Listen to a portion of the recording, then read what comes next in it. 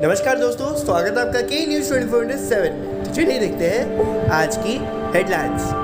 Gabon military government appoints former opposition leader as interim PM.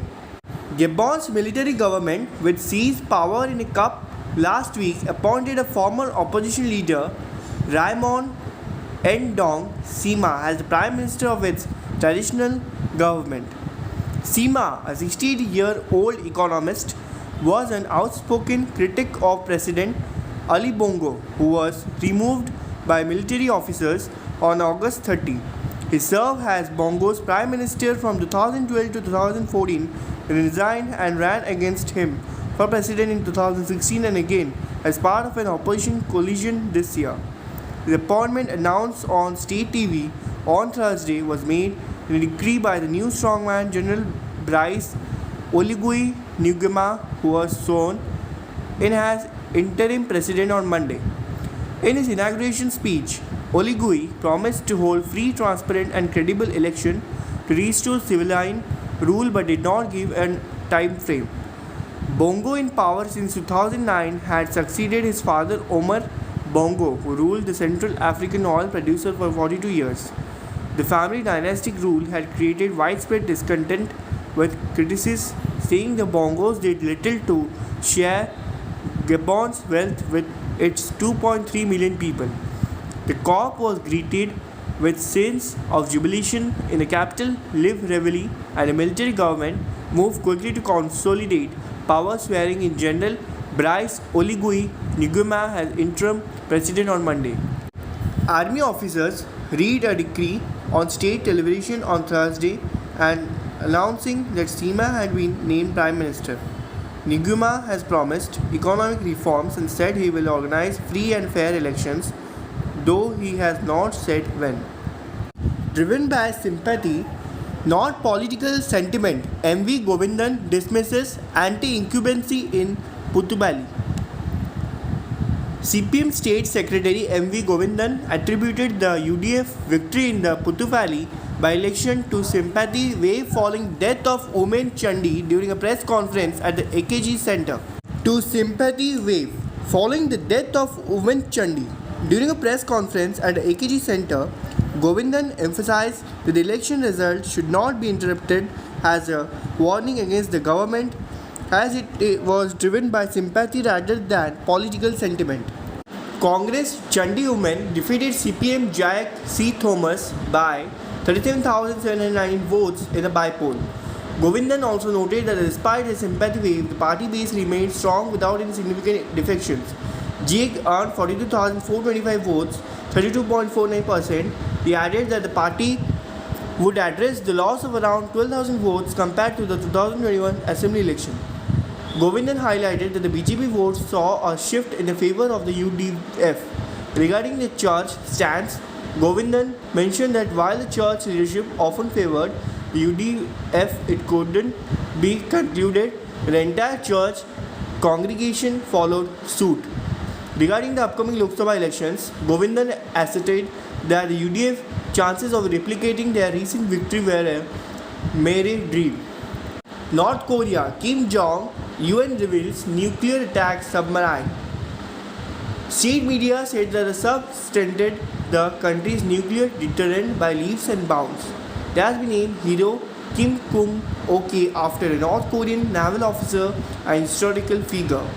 A submarine capable of firing nuclear weapons has long been on the list of weapons North Korea wants to build. In photographs released by the state media, Mr. Kim is seen standing in a shipyard surrounded by naval officers and overshadowed by an enormous black submarine. He is quoted as saying that the sub will be one of the Navy's main means of underwater offensive. The nuclear attack submarine, which has been a symbol of aggression against our nation for the past few decades, now symbolizes our threatening power to strike fear into our unscrupulous enemies, he said. Morning briefing. Hottest summer in 11 states. World leaders India bound for G20 summit. A new report from US-based Climate Central reveals that significant promotion for India explains extreme heat this summer. with climate change playing a prominent role. The study employed a climate shift index (CSI) to assess whether climate change has influenced daily temperature in specific regions. The report identified strong indicators of climate change with a CSI level of 3 or higher observed during at least half of the June-August 2023 period in various Indian states and union territory including Kerala, Puducherry, Andaman and Nicobar, Meghalaya, Goa, Karnataka, Mizoram, Manipur, Tripura, Nagaland and Tamil Nadu. Additionally, 11 regions such as Andhra Pradesh, Bihar, Chhattisgarh, Kerala and experienced temperature over 1 degree Celsius above the long-term average. Globally, the June-August 2023 season marked the warmest on record, impacting 98% of the world's population. The report emphasizes the role of carbon population driving record-setting heat and highlights the influence of climate change alongside El Nino conditions. It also underscores the urgency of addressing global warming as temperatures continue to rise, with August being exceptionally hot. At least 49 civilians reported dead in attack on riverboat. They reportedly attacked an army camp, killing 15 soldiers, while around 50 militants are said to have died. Government has declared 3 days of national mourning. The Islamist threat has been growing despite claims by military that Russian Wagner Group mercenaries are turning the tide of their campaign. Northern city of Timbuktu has been under blockade since the end of the last month, and there have been several other recent attacks on transport. The BBC could not independently verify the government latest report, which was read out on national TV. Militants reportedly attacked the boat as it was travelling on the river Niger from the town of Gao to Mopti. The river is a key transport link in a region where there are few quality roads and no railways. Militants also attacked on army camp in the Borin Circle in the Gao region. The Malian army said on social media that the boat had been attacked around 1100 GMT by armed terrorist group. The Al-Qaeda link group Jamaat Nusrat-e-Islam Wal said it had been carried out the assault on the army camp but has not mentioned the boat attack.